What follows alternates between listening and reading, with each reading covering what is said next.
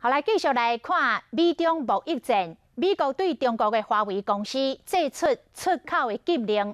问题是，华为手机的晶片有真侪拢是台积电生产的。安尼一来，恐惊台积电不得不爱伫美国甲中国选一边。即摆有两种的讲法，有学者认为，美国若施加压力，台积电恐惊嘛爱配合。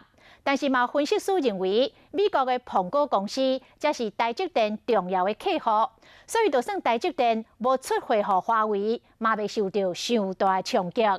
台积电是来回应讲，华为也是正正常咧出货，因也唔免做调整。中国手机大厂华为有许多的晶片都是由台积电所代工。不过呢，就在美国对华为寄出禁售令之后，台积电的下一步要怎么走，值得关注。根据美国媒体报道，国际晶片大厂，亲像是英特尔甲高通，拢爱暂停供应华为晶片，订单有可能转移到台积电。但是学者认为，一旦美国若施加压力，台积电是不是要出货，拢是难题。如果美国很大压力，他可能要被迫做出选择。他当然不愿意被牵扯到里面，他能够对华为、对苹果或对全世界供应晶片，这个对他来讲才是最重要的。不过，嘛分析师认为，台积电有生产高阶晶片优势，上条客户不是华为，是苹果。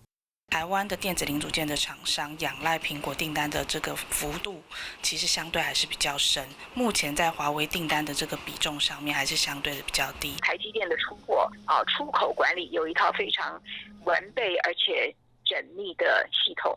那按照我们现在这个系统，我们不需要改变我们对华为的出货的行为。